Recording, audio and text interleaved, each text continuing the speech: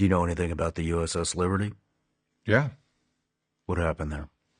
The USS Liberty was a intelligence gathering ship off the coast of Egypt. Long story short, Israel bombed it, killed Americans. They said, we made a mistake. We thought it was an Egyptian ship. Looks nothing like an Egyptian ship. It was flying American flags. Israeli jets flew over it 2 or 3 times to identify it. It is, again, anybody could have identified it as an American ship. There was no question. And then they bombed it. They strafed it, dropped bombs on it. The American ship called and said for help and said, we need help. We're being attacked.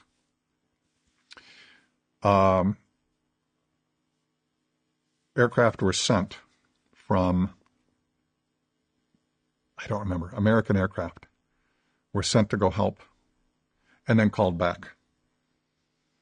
And They got called back. And then called back. And later it was said, well, we didn't want to embarrass our ally.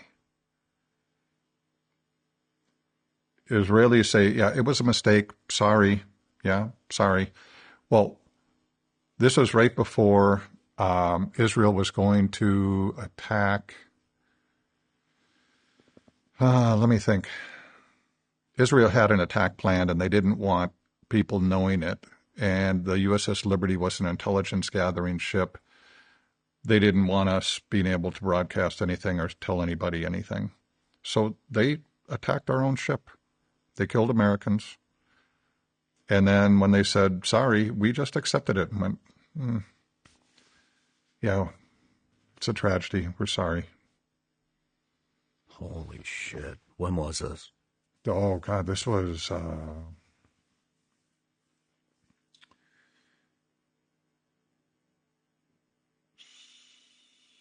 60-something? I don't remember for sure. But again, anybody can look up USS Liberty. There's been books written about it. There's been whole books written about this. It just popped up on my radar recently. Yeah. Yeah. There are so many incidents like this. So that, by the way, is the one and only time in history that another country has directly attacked a United States vessel, and there has been no repercussion.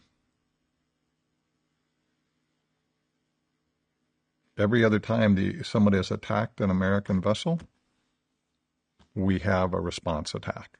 None with Israel. We just kind of wrote it off. And now you're going to get me on a roll here. Tucker Carlson, you work with him. You've interviewed him. He did an interview with Mike Huckabee, right? Did you see that interview? I had to turn it off. Right?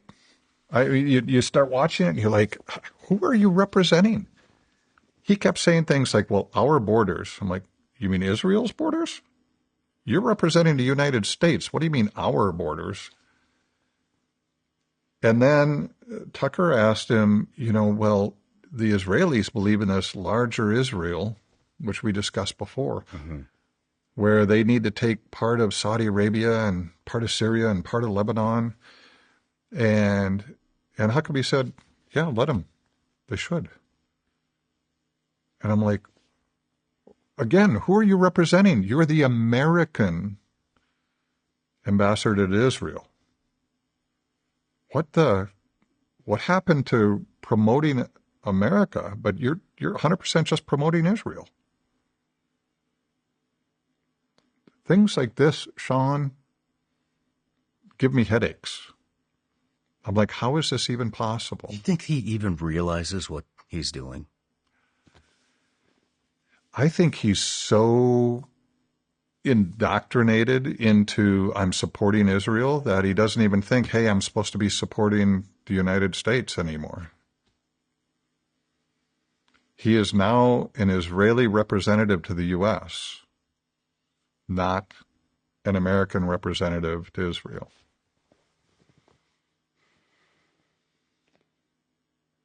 And again, this stuff just blows my mind. I mean, our government is supposed to be representing the people. We the people. And let's go on. I'm a Marine.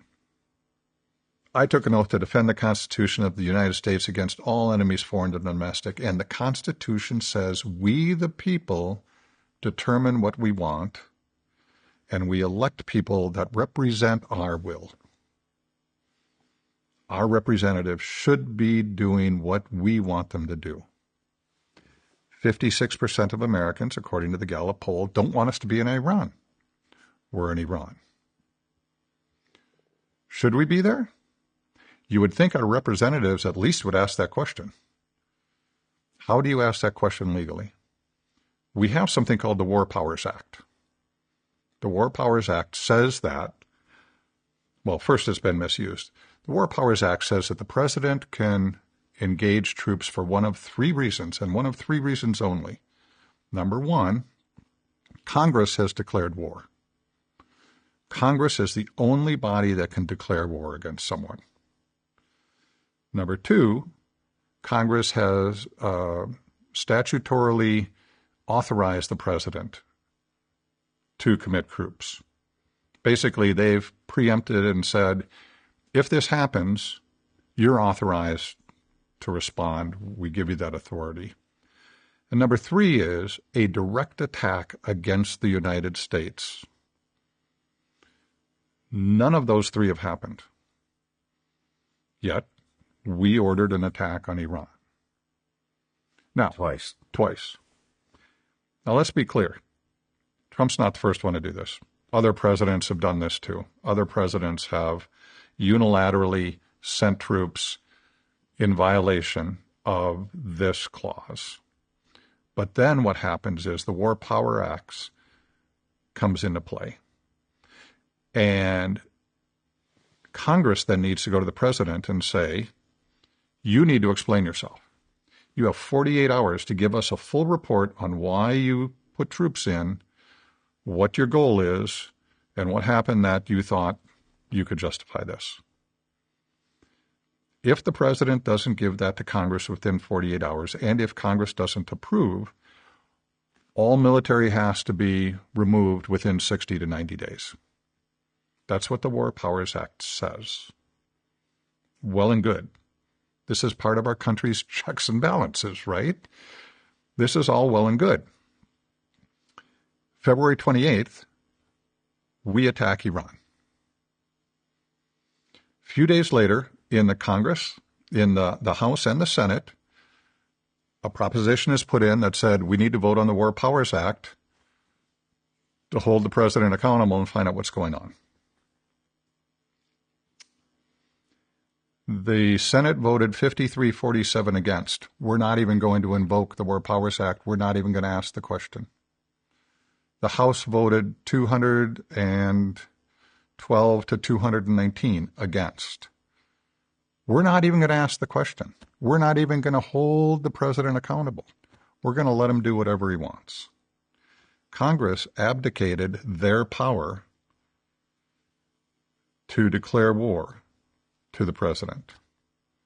That's not what the Constitution says. The Constitution says the only ones able to declare war are Congress, and Congress just abdicated that by voting not to even invoke the War Powers Act.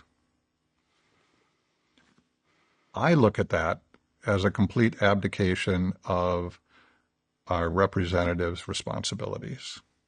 No matter where you're watching the Sean Ryan Show from, if you get anything out of this at all, anything, please like, comment, and subscribe. And most importantly, share this everywhere you possibly can. And if you're feeling extra generous, head to Apple Podcasts and Spotify and leave us a review.